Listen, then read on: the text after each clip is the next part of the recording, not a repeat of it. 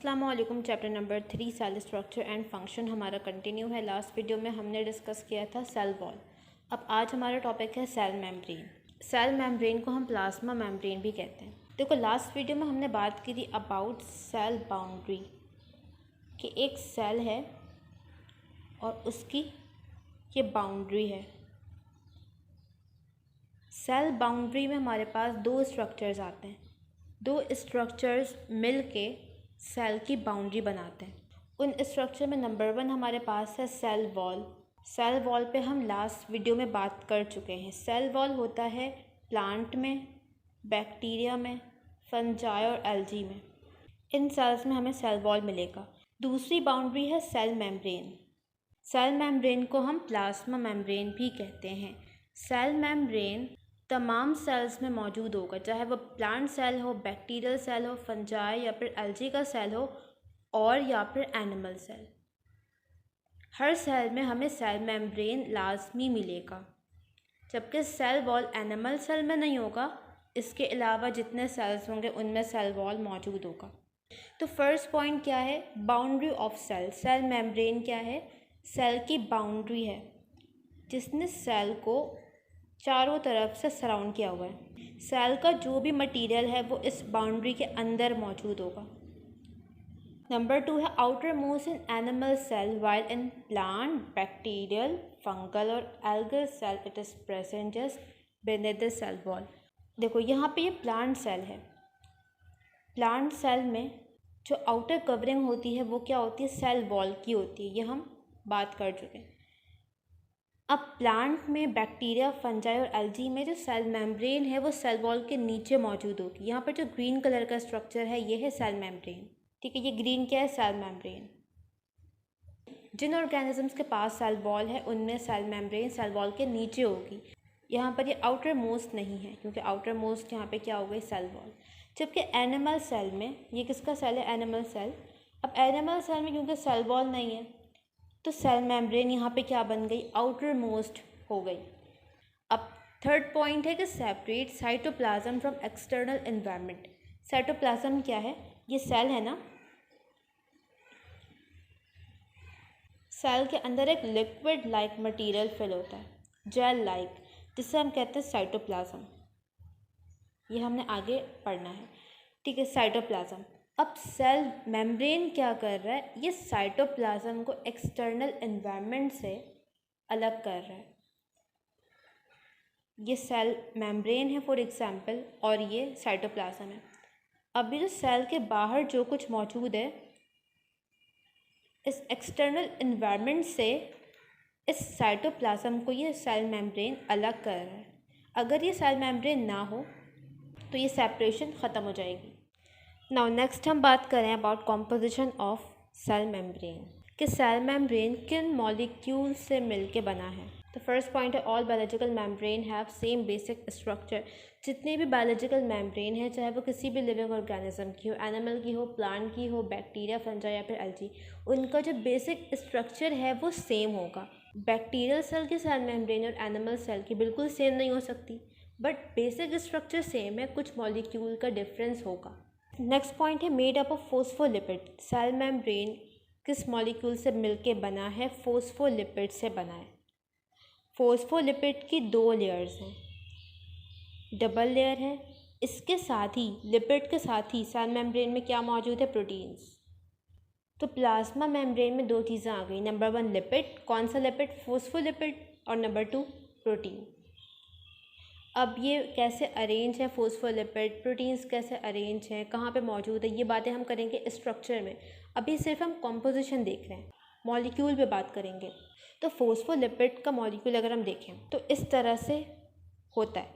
यहाँ पे phosphate group होगा एक साइड पे, और यहाँ पे लिपिड होगा। 2 फैटी एसिड की चेन्स हैं। ये पार्ट लिपिड पार्ट है और यहाँ पे ये फोस्फेट ग्रुप अटैच है। ये 2 चेन्स हैं फैटी एसिड्स की। अब जो इसका फोस्फेट वाला पार्ट है, इसे हम कहते हैं हेड। ये हेड है फोस्फोलिपिड का। और ये जो हेड है, इसका नेचर देखेंगे तो ये हाइड्रोफिलिक है। ये वाटर मॉलिक्यूल को अट्रैक्ट करता है, और जो चीज़ वाटर मॉलिक्यूल को अट्रैक्ट करती है वो कैसी होती है? Polar in nature. तो ये जो हेड वाला पार्ट है ये हाइड्रोफिलिक है, इसीलिए ये क्या है, पोलर है। और जो चेन्स है फैटी एसिड की, ये पोर्शन कहलाता है टेल ऑफ फोस्फोलिपिड। और ये जो टेल है, क्योंकि ये फैटी एसिड से मिलके बना है, लिपिड इन नेचर है, तो ये कैसा होगा, ये हाइड्रोफोबिक होगा। और जो चीज़ हाइड्रोफोबिक होगी वो कैसी होगी नेचर में, नॉन पोलर। तो इसका जो टेल वाला पार्ट है ये बना है फैटी एसिड से, और ये हाइड्रोफोबिक और नॉन पोलर है। जबकि हेड रीजन फोस्फेट से बना है, हाइड्रोफिलिक इन नेचर है और पोलर है। तो ये हमने बात की फोस्फोलिपिड के मॉलिक्यूल पे। अब ऐसे ही बहुत से फोस्फोलिपिड के मॉलिक्यूल एक साथ अरेंज होंगे और क्या बनाएंगे, पूरी प्लाज्मा मेम्ब्रेन। अब ये जो फोस्फोलिपिड है इसकी 2 लेयर्स होती हैं, डबल लेयर होती है, ठीक है। सेल मेम्ब्रेन में 2 लेयर होती है फोस्फोलिपिड की, अरेंज इन 2 पैरेलल लेयर्स। ये एक लेयर हो गई फोस्फोलिपिड की और ये दूसरी लेयर है, ये नंबर 1, ये नंबर 2। अब इन दोनों लेयर्स की अरेंजमेंट कैसी है, देखो यहाँ पर जो इनका टेल वाला पार्ट है ये एक दूसरे को फेस कर रहा है। तो जब भी हम सेल मेम्ब्रेन बनाएंगे उसमें फोस्फोलिपिड कैसे बनाएंगे, इनका टेल रीजन सामने होगा एक दूसरे के, और जो हेड वाला पार्ट है ये इस तरह से बॉर्डर्स पे होगा, बाहर की तरफ होगा। यही पूरा स्ट्रक्चर मिलके क्या बनाएगा, पूरी सेल मेम्ब्रेन। इसीलिए इसे हम कहते हैं लिपिड बायलेयर। सेल मेम्ब्रेन बना है लिपिड बायलेयर से, ये भी कहा जाता है। तो लिपिड बायलेयर का क्या मतलब है कि लिपिड की 2 लेयर्स हैं, नंबर 1 लेयर, नंबर 2 लेयर, यही बात है। इसके अलावा प्रोटीन्स भी हैं, उस पर हम बात करते हैं। अच्छा, यहाँ पर फोस्फोलिपिड में देखा होगा कि जो हम चेन बना रहे हैं फैटी एसिड की, उसमें एक चेन तो स्ट्रेट बनती है बट एक चेन इस तरह से बैंड बनती है। इस रीजन को हम कहते हैं, जहाँ पर ये बैंड हुआ है ना, इसे हम कहते हैं किंक। और ये किंक क्यों आती है चेन में, ये आता है डबल बॉन्ड की वजह से। जहाँ पर भी डबल बॉन्ड होगा ना चेन में, वहाँ से चेन स्ट्रेट नहीं आएगी बल्कि इस तरह से बैंड हो जाएगी। तो बैंड हो गई चेन, मतलब यहाँ पर डबल बॉन्ड मौजूद होगा कार्बन कार्बन में। अच्छा, अब नेक्स्ट पॉइंट है कि polar end are associated with carbohydrate and protein. अभी जो प्रोटीन है ना, ये कहाँ पे होगा, ये इसके पोलर एंड की तरफ होगा। ये पोलर एंड है, हेड रीजन, यहाँ पे प्रोटीन इस तरह से होगा। और कुछ प्रोटीन्स डीप भी होते हैं जिन्होंने पूरी मेम्ब्रेन को पास किया हुआ होता है। और इसी पोलर रीजन पे कार्बोहाइड्रेट भी अटैच होते हैं। ये कार्बोहाइड्रेट है। ये जो कार्बोहाइड्रेट के मॉलिक्यूल्स हैं ये इस लिपिड के साथ भी अटैच हो सकते हैं और ये प्रोटीन के साथ भी अटैच मिलते हैं। अब यहाँ पर देखो, लिपिड है और कार्बोहाइड्रेट, 2 स्ट्रक्चर साथ आ गए। कौन से, लिपिड, और इसके साथ क्या अटैच हो गया, कार्बोहाइड्रेट। लिपिड प्लस कार्बोहाइड्रेट बन गया। ये फोस्फोलिपिड है, इस पर ये कार्बोहाइड्रेट अटैच है, लिपिड प्लस कार्बोहाइड्रेट। तो इस कंबाइंड स्ट्रक्चर को हम कहेंगे ग्लाइकोलिपिड। ग्लाइको का वर्ड क्यों आ रहा है, कार्बोहाइड्रेट के लिए, और लिपिड। ग्लाइकोलिपिड मतलब कार्बोहाइड्रेट प्लस लिपिड, तो कार्बोहाइड्रेट प्लस लिपिड, इस कंबाइंड स्ट्रक्चर को हम क्या कह देंगे, ग्लाइकोलिपिड। इसी तरह से जब कार्बोहाइड्रेट अटैच होगा प्रोटीन से, तो यहाँ पे 2 मॉलिक्यूल साथ आ गए, नंबर 1 कार्बोहाइड्रेट, नंबर 2 प्रोटीन। तो कार्बोहाइड्रेट प्लस प्रोटीन, इस कंबाइंड स्ट्रक्चर को हम कहेंगे ग्लाइकोप्रोटीन। ग्लाइको मतलब कार्बोहाइड्रेट और प्रोटीन, तो कार्बोहाइड्रेट प्लस प्रोटीन, ग्लाइकोप्रोटीन। जब भी कार्बोहाइड्रेट अटैच होगा प्रोटीन से, क्या बन जाएगा वो, ग्लाइकोप्रोटीन। जब भी कार्बोहाइड्रेट अटैच होगा लिपिड से, क्या बन जाएगा, ग्लाइकोलिपिड। इस पर हमने बात कर ली। अब लास्ट पॉइंट क्या है, animal cells also contain cholesterol, जबकि plant cells do not contain cholesterol. Animal cell membrane में हमें कोलेस्ट्रॉल भी मिलता है। कोलेस्ट्रॉल कहाँ पे होगा, इन चेन्स के दरमियान होता है, ठीक है। ये चेन्स है ना, इनके दरमियान हमें कोलेस्ट्रॉल इस तरह से मिलता है। ये एनिमल सेल में हमें मिलेगा। अगर किसी सेल मेम्ब्रेन में इस तरह से कोलेस्ट्रॉल बना हुआ है, इट मीन्स वो सेल मेम्ब्रेन किसी एनिमल सेल की है। प्लांट सेल में हमें कोलेस्ट्रॉल नहीं मिलता। नाउ अभी हमने बात की about composition of cell membrane, कि सेल मेम्ब्रेन किन मॉलिक्यूल से मिलके बना है, जिसमें हमने देखा लिपिड से बना है, प्रोटीन, कोलेस्ट्रॉल और कार्बोहाइड्रेट। अब ये मॉलिक्यूल्स अरेंज कैसे ये मॉलिक्यूल मिलके पूरा सेल मेम्ब्रेन का स्ट्रक्चर बनाएंगे, ये हम बात करेंगे स्ट्रक्चर में। तो सेल मेम्ब्रेन का स्ट्रक्चर समझाने के लिए हमारे पास कई मॉडल्स हैं, पर जो दो मॉडल बुक में गिवन है वो है सैंडविच मॉडल और fluid mosaic model. Sandwich model में ये कहा जा रहा है कि जो प्रोटीन है वह आउटर और इनर रीजन में मौजूद है और दरमियान में क्या है, फोस्फोलिपिड की 2 लेयर्स हैं। फोस्फोलिपिड की 2 लेयर्स सैंडविच हुई हुई है प्रोटीन के लेयर से। यहाँ पर डायग्राम में देखो, ये प्रोटीन की लेयर है बाहर के साइड और ये अंदर भी प्रोटीन की लेयर है, मतलब दोनों बॉर्डर्स पे क्या है, प्रोटीन है। और सेंटर में क्या है, फोस्फोलिपिड की 2 लेयर, लिपिड बायलेयर। तो लिपिड बायलेयर सैंडविच है बिटवीन 2 प्रोटीन लेयर्स। ये था सैंडविच मॉडल। जबकि आगे जब फर्दर स्टडीज़ में तो ये पता चला कि इस तरह से प्रोटीन की अरेंजमेंट नहीं है, इस तरह से सेल मेम्ब्रेन का स्ट्रक्चर नहीं है। तो आगे सेल मेम्ब्रेन का स्ट्रक्चर मज़ीद डिटेल में डिस्कस करने के लिए हमारे पास दूसरा मॉडल है, that is fluid mosaic model. Fluid mosaic model पेश किया गया in 1972 by 2 scientist, Singer and Nicolson.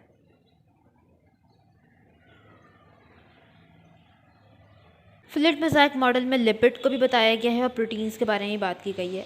अब इसके अकॉर्डिंग जो लिपिड की लेयर है ये कैसी है, कोर ऑफ मेम्ब्रेन, मतलब जो लिपिड है फोस्फोलिपिड ये कोर बनाएगा मेम्ब्रेन का, बाउंड्रीज बनाएगा, कॉर्नर्स पे मौजूद होगा और it is in fluid state able to rotate and vibrate. और जो ये लिपिड की लेयर है ये डायनामिक है, इसमें मूवमेंट हो रही है, ये रेस्ट में नहीं है, इसमें वाइब्रेशन हो सकती है, रोटेशन हो सकती है, एक डायनामिक स्ट्रक्चर है, मूव होता हुआ स्ट्रक्चर है,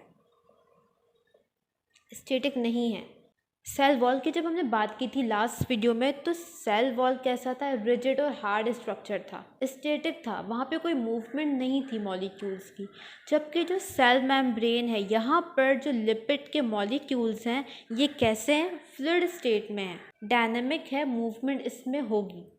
और प्रोटीन कैसा होगा according to fluid mosaic model, penetrate deeply और even completely through the membrane. ये जो प्रोटीन्स हैं ये 2 तरह से मौजूद होंगे। नंबर 1, पेनिट्रेट डीपली, कुछ प्रोटीन्स ऐसे होंगे जो मेम्ब्रेन में पेनिट्रेट किया हुआ होगा डीपली, और कुछ प्रोटीन ऐसे होंगे जिसने कंप्लीट पेनिट्रेशन की हुई होगी। ठीक है, ये अगर लिपिड की लेयर है, कुछ प्रोटीन्स ऐसे हैं जिसमें पेनिट्रेट कर रहे हैं, इन्होंने डीप पेनिट्रेशन की है बट कंप्लीट नहीं है, और कुछ प्रोटीन्स ऐसे हैं जो कंप्लीट पेनिट्रेशन कर रहे हैं, जिन्होंने दोनों लेयर्स को पास किया है, और कुछ ऐसे हैं जिसने सिर्फ एक लेयर को पास किया है। ये डीपली पेनिट्रेटेड है और ये कंप्लीटली पेनिट्रेटेड। इस मॉडल में प्रोटीन्स को कंपेयर किया गया है आइसबर्ग से। जैसे फॉर एग्जांपल सी है, यहाँ पर कुछ आइसबर्ग्स हैं, बर्फ़ के पहाड़ हैं, बिल्कुल सेम स्ट्रक्चर होता है प्लाज्मा मेम्ब्रेन का। यहाँ पर जो सी वाटर है ये कैसे, फ्लूइड लाइक है, मूव करता हुआ है ना, डायनेमिक है। तो यहाँ जो वाटर है इसको इन्होंने कंपेयर किया है लिपिड से, लिपिड बायलेयर से। जैसे वाटर का स्ट्रक्चर है वैसे ही सेल मेम्ब्रेन में लिपिड का स्ट्रक्चर है। जैसे वाटर है सी में, उसी तरह से प्लाज्मा मेम्ब्रेन में क्या है, लिपिड बायलेयर। और जिस तरह से सी में ये आइसबर्ग्स हैं, इसी तरह से लिपिड बायलेयर में क्या होगा, प्रोटीन्स होंगे।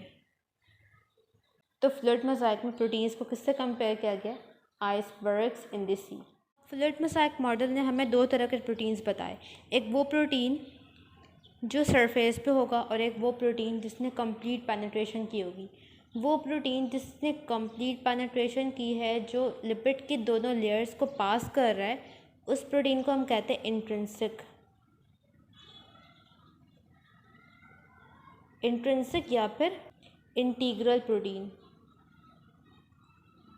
इंट्रिंसिक प्रोटीन या फिर इंटीग्रल प्रोटीन वो प्रोटीन है जिसने लिपिड के दोनों लेयर्स को पास किया है, जिसने कंप्लीट पेनिट्रेशन की हुई है।